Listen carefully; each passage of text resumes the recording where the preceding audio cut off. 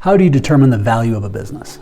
I've done this a lot. I've owned 16 different companies and I've helped hundreds of people. We'll go through and talk about the 5 key factors that are going to impact value.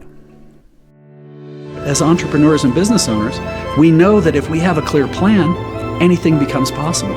And if you can have a clear plan, a clear process to create that plan, and a way to create clarity with your partner or spouse, you can drive to amazing heights. All right. So when you're looking at value, long story short, value is what a willing buyer is willing to pay a willing seller. Now, I'm not trying to be flippant, but there's a ton of different ways to look at it. And for most businesses, they're going to look at what's called a multiplier. What is a multiplier on either EBITDA, earnings before interest, tax, depreciation, and amortization, or another way, particularly for small businesses, seller's discretionary cash. In essence, if I bought your business, how much cash could I anticipate putting in my pocket? Am I buying it as a full job? Or is it strictly an investment and somebody else is doing most of the work? You know, if I am buying it as a quote unquote job, then what is the fair market value for paying for that job, for the time? And then what is the investment value over and above that?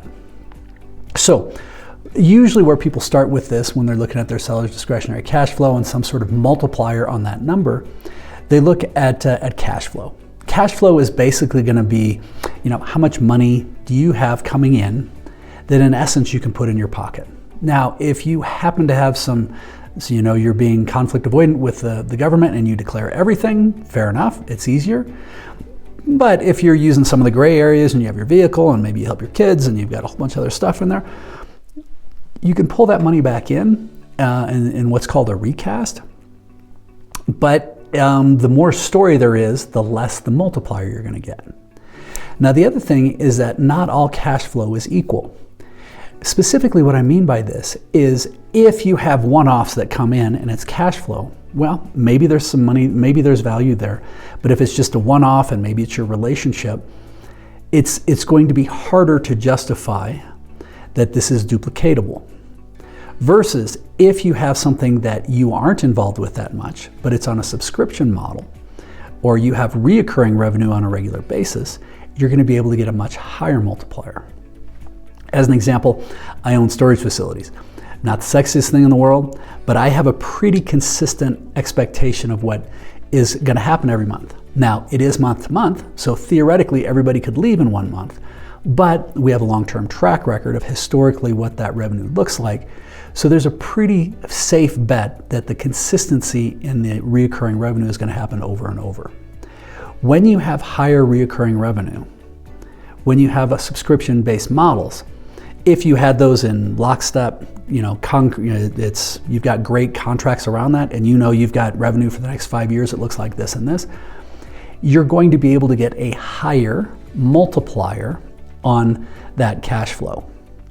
If you're one-offs, you may only get a 1x, 1 times multiplier. If you're really high and it's really valuable, you may see 5, 10, 15x multiplier. There's other reasons that impact that. But when you're starting to look at how are you determining the value of a business, starting usually with the cash flow is one of the main things. The next thing is going to be what are the assets and contracts that you have in place. And when we think about assets and contracts, think about it this way. Some of the assets could be equipment. If you're a heavy equipment heavy organization, maybe that is considered an asset, and people will look at that. And there's ways you can even finance with those. But we have to figure out what are the assets. Maybe you have a piece of real estate that goes with it. Maybe you have some intellectual property. Maybe you have specific tools or a great website that has so much traffic, or maybe you have patents. Maybe you have proven processes that are unique to you. Those end up having a lot of value in different ways.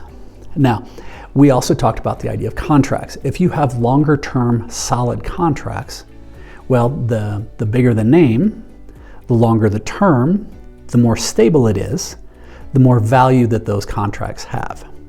But when you're looking at assets and contracts, you have to think of it from the potential buyer's perspective. How would they look at these as assets? And in some cases, this is where a lot of sellers have huge blind spots. They may have blind spots on the value that they have in some of their own things.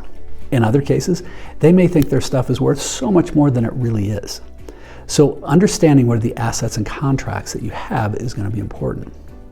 All right, the next thing is thinking about who is your buyer. Is your buyer going to be somebody who's coming in and buying a business? Are they buying a job? Are they buying an investment? Or are they a strategic buyer that's coming in for other reasons? So if they're coming in and they're buying a quote-unquote job, which is what most small businesses are, somebody's coming in and saying, you know, I like this, you've got a great graphics business, I'm a graphic designer, I would like to buy your contract or your people and things like that, and there's ways that you can structure it as well. But understanding that a job means that you're probably getting a lower value in your valuation. If you're looking at it as you want to sell this as an investment, then things start to change quite a bit. And when we say investment, is this something that somebody else could come in and buy? Could they come and buy this business and know nothing about it, keep the people, the leadership, the team, everybody that's in place, another asset, and they could run it, and they can expect that they could get a return on their investment for the money they put in to buy it? This is going to help dramatically if you can do that. And then the ultimate is if you can find those strategic buyers. Now, a strategic buyer is traditionally somebody who maybe is wanting to get into your space, and they say, wow, it would just be faster for us to buy this company. Or maybe you have distribution channels and they're like, holy smokes, we can take our product, buy this company, and input our product and distribute through there. Then it could be worth a lot more than just a straight multiplier on cash flow. It could be somebody's worried about you, and they know that if they took you out, they bought you, they're actually going to be able to control the market, and they'll be able to raise their prices through the roof. There could be value there. It could be somebody's just looking to get a foothold in that market, and this is the fastest, best way for them to do it. So understanding what are the motivations from the other side is going to always, always, always be important. And then the last thing is to consider, what is the structure? And when structure comes down to it, people are like, well, what does structure matter? I just need to get $1 million. It's like, all right, well, I'll buy your car right now for $1 million, sight unseen, whatever your car is, but it'll be under my terms. I go, okay, well, what does that mean? It's like, well, I'll give you $1 a month for the next 1,000,000 months for your car, but you're only going to see $12 a year. So you're going to say, hey, I got some chump that bought my car for $1 million, and I'm going to say, hey, I got some chump that let me buy his car for $12 a year. It comes down to how do you want to handle those things. So are you willing to be the banker? Meaning, are you willing to carry? Are there assets that you can take to the bank that they can collateralize and use as possible sources for that? Are you willing to do an earnout? Whole different story around what that looks like.